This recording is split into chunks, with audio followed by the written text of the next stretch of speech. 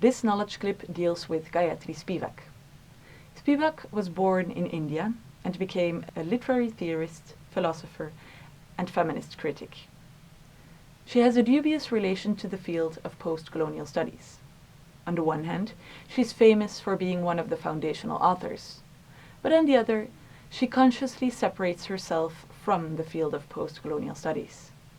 Spivak developed the notion of the subaltern in her very famous article, Can the Subaltern Speak?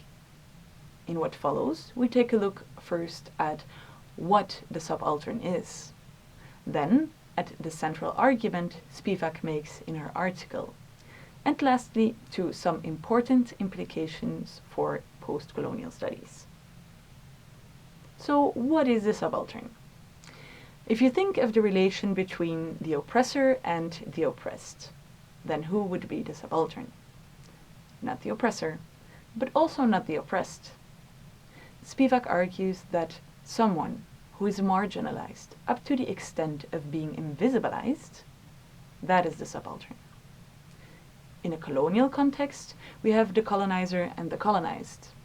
In the words of Edward Said, we can speak of the self and the other.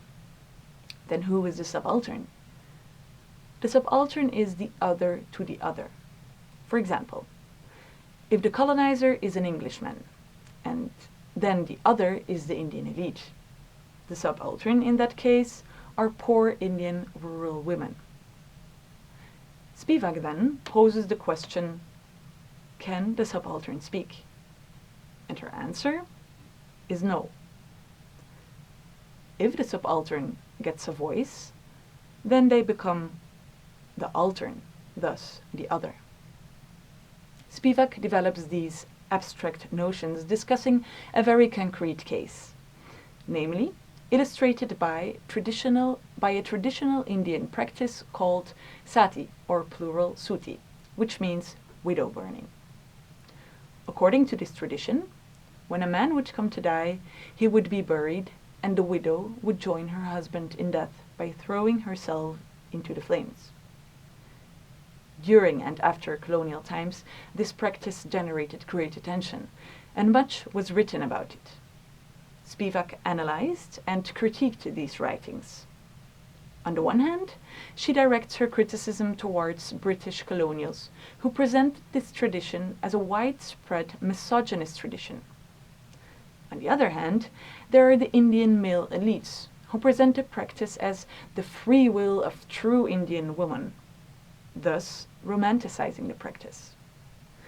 Neither the British colonials nor the Indian elites have the genuine intention to understand the motivation of the women at stake. Each group has a specific agenda. The former want to discredit Indian society, whereas the latter aim to build a national identity around it.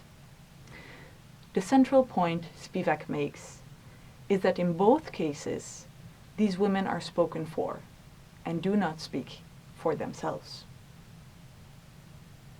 There are two important implications of this work for post-colonial studies. First is the increased attention to the very large group of people that remain, still today, excluded from history writing. Second, and more importantly, Spivak's work highlights the thorny questions historians must deal with when working with subalterns. How should we avoid power dynamics in an academic knowledge production about the most severely suppressed? How can we engage with the subaltern within academia? These important questions were raised by Spivak and have thus far not been resolved.